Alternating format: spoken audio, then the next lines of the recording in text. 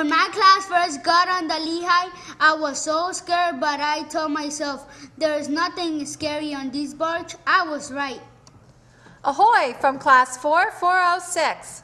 We're going to tell you about the Lehigh Valley Railroad Barge, number 79, the last of its kind. David Sharps, this enthralling man, bought the Lehigh in Edgewood, New Jersey in 1986 for $1, and he even fought the government to protect it. $1 sounds cheap. Hold on, he spent $1 million renovating the 93-year-old barge. That's as old as my great-grandmother. David dug the barge out of the mud. He then dug 300 tons of mud out of the barge. That's a lot of mud. Yeah, it took him many days and nights. He even survived a tremendous rush from a wall of water when he finally broke through a huge chunk of hard mud in the middle of the night.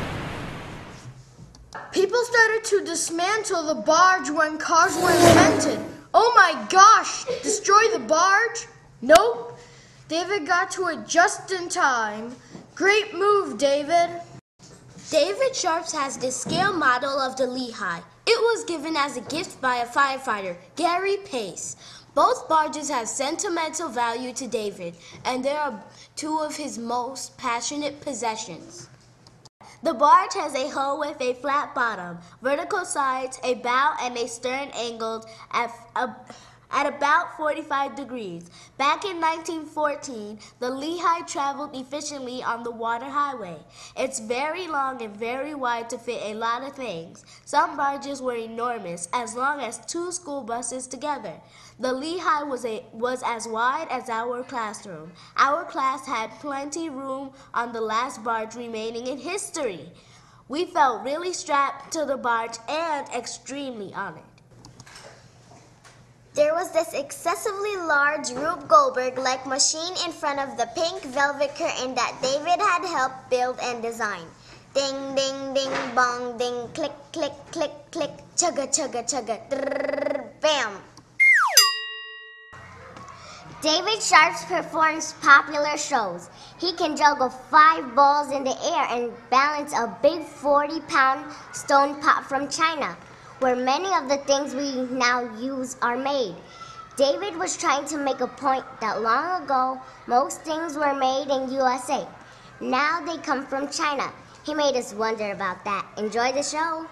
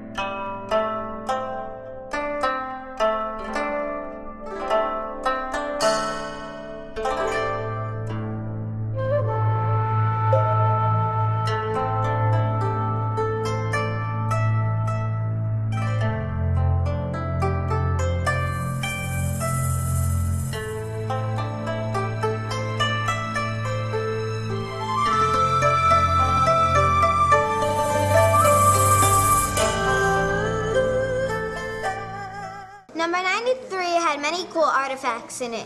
There were cannons, bells, showboat curtains, and clothing. The cannon was used to set shore. A blast shot a long rope to shore. The boat could be pulled and tied to shore. Amazing. The picture of the showboat, which is a theater boat, gave us a great seeing eye into life on the waterways, which was live entertainment with lots of fanfare. Captain McGuire, the steamboat captain of the Driftwood Floating Theater, wore a velvet vest when he conducted the candy sale. Here's one of his quotes. The candy sale was a farcical raffle entirely fixed, where tickets inside boxes of candy that could result in prizes were announced from the stage. David Sharps has many obsolete artifacts. He now displays them on the Lehigh. The barge has these old wooden shovels and metal tools hooked to the ceiling. We saw a wooden canoe, a wooden dinghy, and fish traps. They reminded us of the Native Americans. Pete Seeger wrote on September 26, 1992, "To whom it may concern, every city on the waterfront shall have a waterfront museum on a barge like barge number 79. It's a wonderful institution doing great things for all folks living on the river. Long life and success. Signed, Pete Seeger."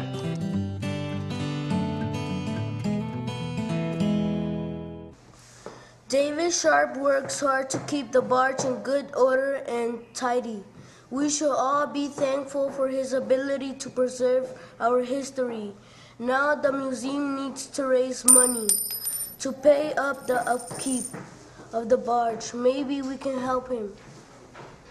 David could prepare fundraising packages like we use in school with the candy sale. Only they could sell items related to the barge, like barge-shaped cookies or a snow globe. Barge in muddy water with seaweed and crabs. And don't forget the tattoos. A tiny lapel pin of the barge or David the Amazing Juggler would be popular.